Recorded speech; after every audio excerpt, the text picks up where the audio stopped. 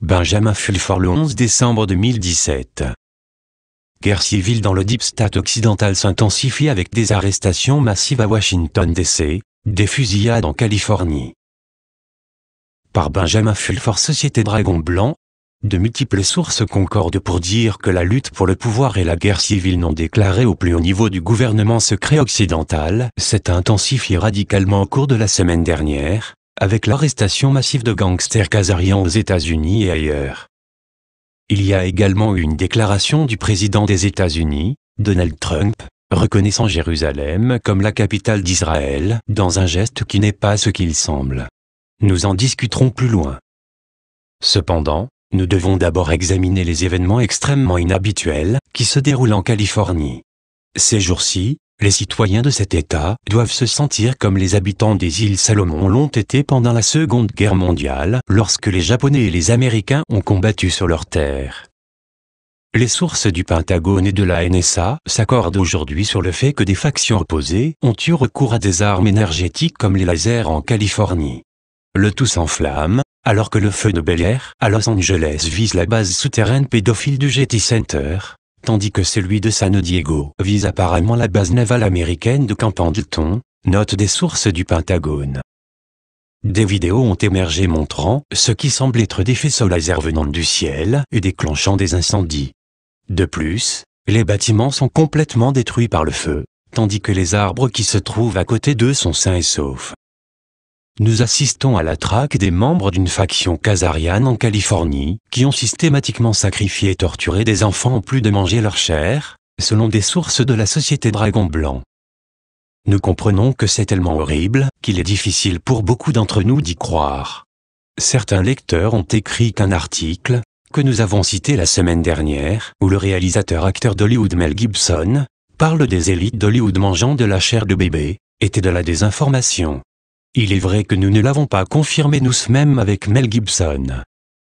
Cependant, des organisations de presse soi-disant grand public, comme le New York Times, rapportent maintenant que le département de la justice des États-Unis enquête sur l'organisation d'eugénisme, Planned Parenthood, pour avoir fait la vente de la chair et des organes de bébés avortés. Les satanistes khazarians qui réalisent de telles activités nous gouvernent depuis si longtemps, qu'ils se sentent en sécurité en affichant publiquement leurs symboles dans le monde entier. Par exemple, le bâtiment de la Banque du Japon, BOJ, construit en 1882, a un écusson familial au-dessus de son portail principal et à ses entrées latérales. Comme vous pouvez le voir sur les photos ci-dessous, l'écusson appartient aux familles royales khazariennes.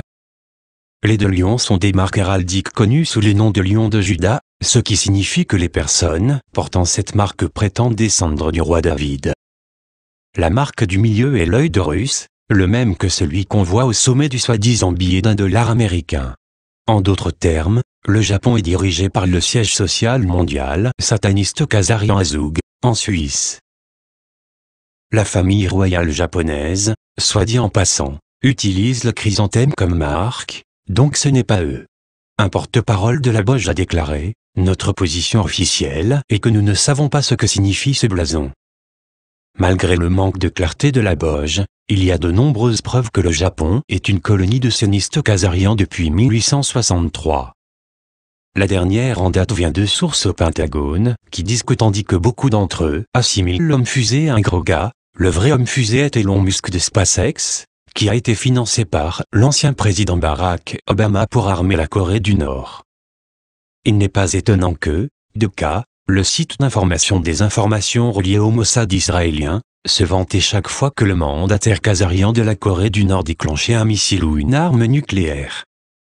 Cette preuve est maintenant rendue publique, parce que l'ancien secrétaire américain à la Défense, Donald Rumsfeld, a fait volte-face après avoir été confronté à la preuve qu'une société, dont il faisait partie du conseil d'administration, a fourni à la Corée du Nord la technologie nécessaire pour faire du plutonium l'ingrédient essentiel des armes nucléaires, disent les sources du Pentagone.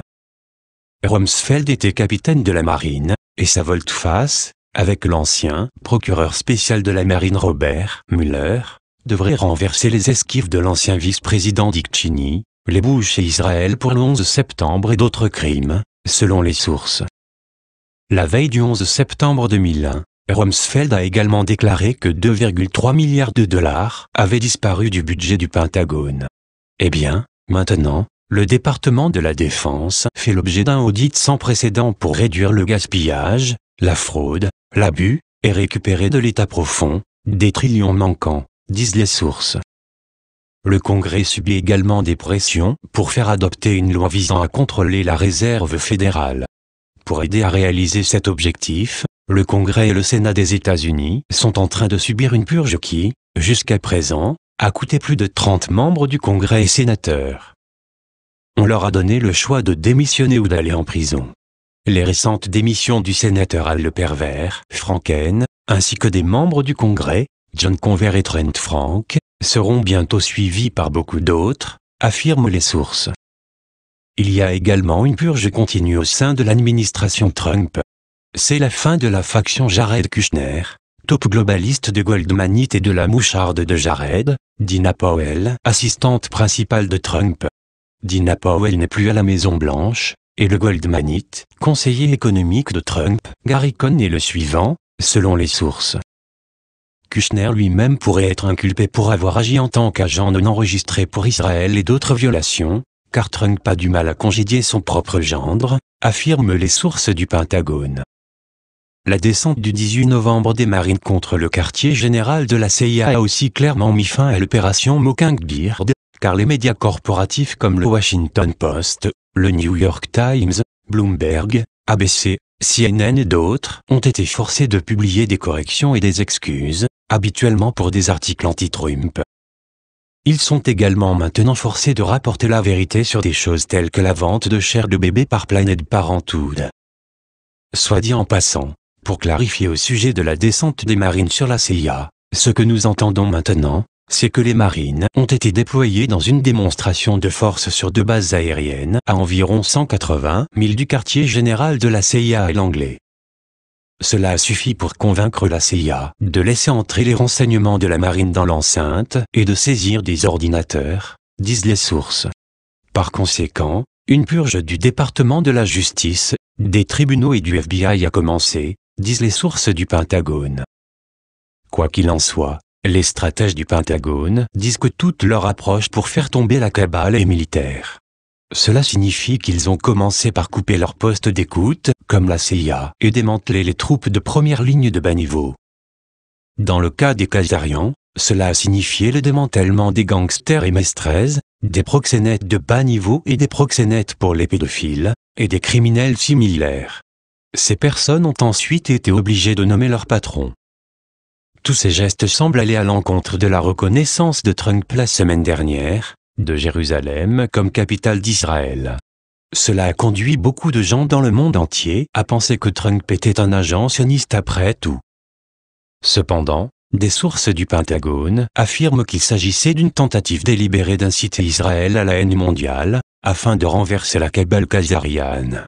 Elles font remarquer que les États-Unis refusent toujours de reconnaître la ville de Jérusalem sur les passeports, les cartes et les documents officiels. Le déménagement de l'ambassade des États-Unis à Jérusalem n'aura pas lieu.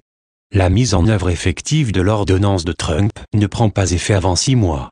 Beaucoup de choses vont se passer d'ici mai 2018, selon une source de la CIA. Cette source de la CIA, qui est juive, note que le Vatican est propriétaire de Jérusalem jusqu'à ce jour. La loge franc-maçon P2, qui contrôle le Vatican, est clairement en train de monter quelque chose de grand pour sûr. Quand j'ai visité leur quartier général, ils m'ont dit qu'ils avaient planifié leurs grands événements d'ingénierie sociale en fonction des mouvements des corps célestes. Sur ce front, nous sommes au milieu d'un cycle de 3 superlunes. Le premier était le 3 décembre. Les 2 suivants sont les 1er et 31 janvier. Celui du 31 janvier sera une superlune, une lune bleue, et comportera aussi une éclipse lunaire. Il s'agit également de la date limite de paiement d'impôts pour le gouvernement des États-Unis. On peut supposer que les Khazarians, qui contrôlent encore une grande partie du système financier, cesseront de verser tous les salaires aux militaires américains et à d'autres membres du personnel gouvernemental à cette date. Les chapeaux blancs des agences des États-Unis pourraient vouloir faire des plans d'urgence. L'autre chose à noter, c'est que si l'activité la plus chaotique au monde se déroule aujourd'hui aux États-Unis, l'Union européenne est peut-être sur le point de connaître une nouvelle période de turbulence. Les militaires chinois et russes sont sur le point de reprendre les champs pétrolifères libyens des mercenaires engagés par les factions françaises, britanniques et italiennes de la mafia khazariane. Le reste de l'Afrique pourrait suivre. L'armée des États-Unis est en attente sur cette question, donc sans le pétrole libyen et les ressources de l'Afrique de la 100 au dollar, l'UE et l'euro, pourraient être confrontés à de graves turbulences financières. De plus, en ce qui concerne le système financier, les Khazarians, propriétaires des banques centrales, ont vu leur impression de monnaie créer des bulles désastreuses sur les marchés boursiers obligataires. C'est pourquoi une grande partie de cet argent brûlant se faufile maintenant dans des devises cryptographiques comme le Bitcoin, ce qui explique pourquoi sa valeur monte en flèche. Il peut s'agir d'une bulle, mais les bulles peuvent remonter plusieurs fois avant d'éclater. Même si quand la bulle éclate, à long terme, les blockchains représentent assurément une amélioration technique, il est probable que cela remplace une grande partie de l'architecture financière actuelle. Il est également intéressant de noter que les pays qui ont de l'or physique, comme la Russie, la Chine, l'Inde et l'Indonésie, sont contre le Bitcoin. Ceux qui ne le font pas, comme le Japon et les États-Unis, s'y précipitent. Bien que vous ne puissiez pas manger de Bitcoin, vous ne pouvez pas manger d'or non plus. Au bout du compte, la société Dragon Blanc s'attend à ce que ces deux factions soient forcées de reconnaître que la monnaie ultime et la vie est le même. À l'heure actuelle, la vie terrestre est attaquée et l'humanité doit s'unir pour sauver la planète. Traduction Estelle Petite Étoile. benjaminfulfort.net